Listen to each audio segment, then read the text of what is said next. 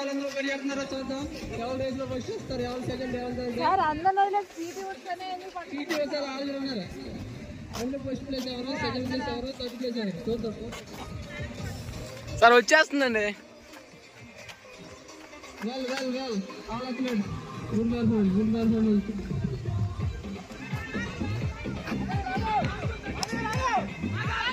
red dress first, orange, red and yellow third, fourth green dress, fifth